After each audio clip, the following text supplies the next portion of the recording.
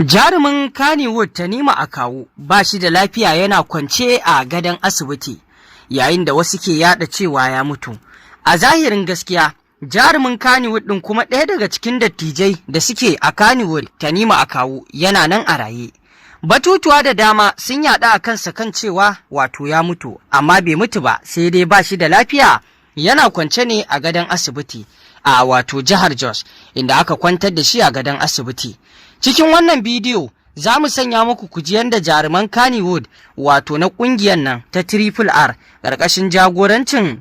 Dauda Kahutu Rarara, inda ya tura wakilai daga cikin waɗanda suke 'ya'yan ƙungiyar irin su Lawan Ahmad da kuma Abale da wato irin su wato jarumin nan na cikin labari na Bilal Mustapha da dai sauran waɗanda suke wato a cikin wannan ƙungiya. Daga ɓangaren mata akwai su Jamila na Gudu da su Hadiza Kabara da dai sauran waɗanda Dauda Kahutu Rararen ya tura su, inda a wannan guri sun yi mai albishir tare da danka masa miliyan 1 wanda za a yi hidimar asibiti. Sannan kuma Dauda Kahutu Rararen ya yi alkawarin duk wani abu da ya jibanci lafiyar tasa a asibitin Dauda Kahutu Rarara ya ce za su ɗauke nauyin. Ga dai wannan bidiyo ku saurara ku ji yanda abin ya wakana a gadon asibitin da Tanimu Akawun ke kwance. Allah shi kara lafiya. Allah shi kara lafiya. Allah ya saka fara. Allah ya saka sannu. Zai maka tsayani kuma na san shi sai nake kokarin koya wani ne ji.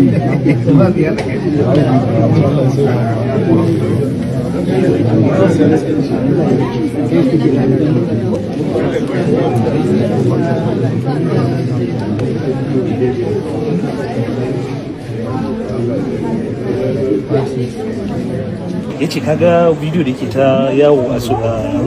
social media akan Alhaji Tanimu Akawu na cewa wallahi na gani, ya ce to kai maza ka kira mu, dan uwanmu ne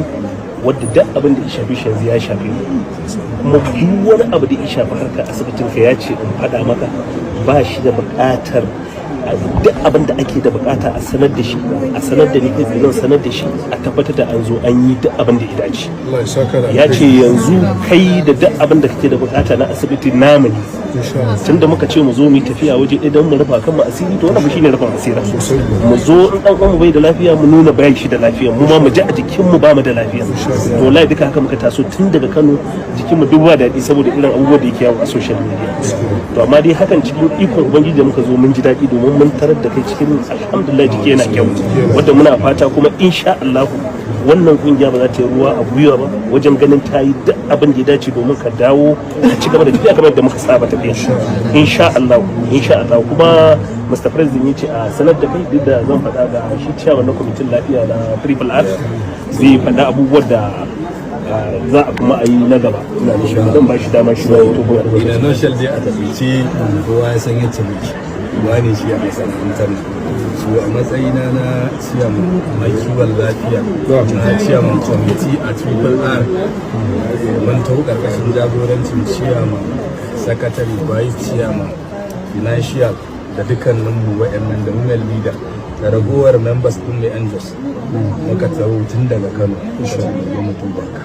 Sai abu na ƙarshe da nake so da shi ne kamar yacce president ya faɗa, ya ce mu jaddada maka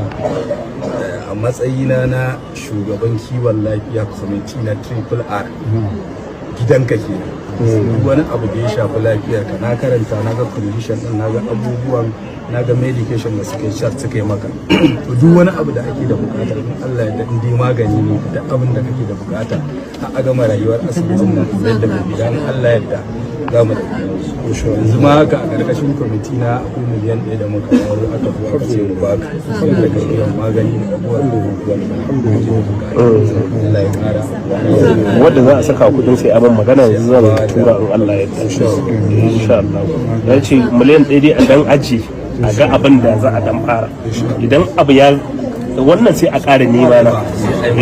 To masu saurare, kamar yadda kuka saurara wannan bidiyo kenan da muka kawo muku dangane da batun Tanimu Akawu, jarumin Kannywood kuma dan kungiya ta Triple R wanda ake yada cewa ya mutu. Zahiri bai mutu ba, yana nan a kwance ne a gadon asibiti yayin da ba shi da lafiya. Sai dai jama'a da dama za su so su ji me ke damunsa, wacce rashin lafiya ce ke damunsa, kamar yadda dama hotunansa da aka ringa gani a taron Triple R ɗin wanda ya ɗauki hankali musamman ma a wato jihar Jigawa a taron da ya halatta, wanda ya jaddada cewa shi ɗan ƙungiyar ne. A taron mutane da dama sun ga yadda jarumin ya rame, wanda wasu ke cewa wato talaucin rayuwa ne ya sanya shi ya rame. A yanzu dai za a iya fuskantar cewa kusan za a iya cewa ko da akwai talaucin rayuwa to akwai rashin lafiya wadda za a iya cewa ita ce gaba wajen ramewar tasa,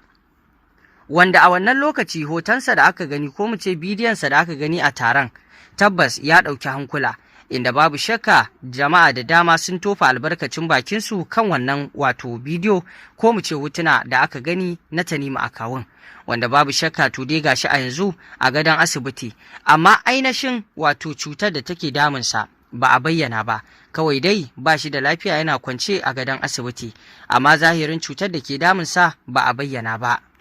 Jarumin Kannywood ɗin Tanimu Akawu ya daɗe ne ba a gan shi ba tun bayan lokacin da ake ganinsa a cikin fim ɗin nan na gidan sarauta. To tun daga wannan fim ɗin da aka ɗan dakata da yinsa za a ci gaba da ɗaukansa, wanda babu shakka ba a ƙara ganin ko ɗuriyar Tanimu Akawun ba, wanda sai gashi a taron Triple R aka gan shi ya rame. Wannan abin ne ya ɗaga mutane wato hankali, wasu ma suke tofa albarkacin baki kan cewar me ke damunsa, rashin lafiya ce ko kuma a'a rayuwa ce ta yau da kullum. Kamar yadda aka sani a rayuwar nan ta yau da kullum, yawancin waɗanda aka sani da ƙiba saboda rayuwar wahala da aka shiga, wato dai kamar yadda wasu ke cewa kebura, to irin wannan ya sa mutane da dama sun rame. Wasu na danganta irin rayuwar da kullum ɗin da ramar Tanimu Akawun, yayin da wasu ke cewa wala Allah ko ba shi da lafiya ne. To a yanzu dai ta bayyana ƙarar cewa dai batun rashin lafiya shine kan gaba kan wannan ramewa ta Tanimu Akawu, yayin da Dauda Kahutu Rarara kamar yadda kuka ci a cikin bidiyon ya wakilta 'yan ƙungiyar domin su je su wato duba shi, sannan kuma su biya kuɗin magani da kuma ɗaukan alkawarin cewar za su ɗauki duk wani abu da ya jibanci rashin lafiyar tasa, wanda tun da ya kasance ɗan cikin Triple R to fa ɗan ƙungiya ne, da abin da ya shafe shi to fa ƙungiyar Triple R za ta shiga za ta da abin da ya kamata, kamar yadda Dauda Kahutu Rararan ya turo wannan wakilai nasa kuma sun idda dukkan abin da ya kamata. Tabbas iyalan Tanimu Akawu da shi kansa sun ji daɗin wannan karramawa da Dauda Kahutu Rarara da ƙungiyar Triple R suka yi masu, duba da wato nuna damuwarsu akan rashin lafiyar ɗan ƙungiyar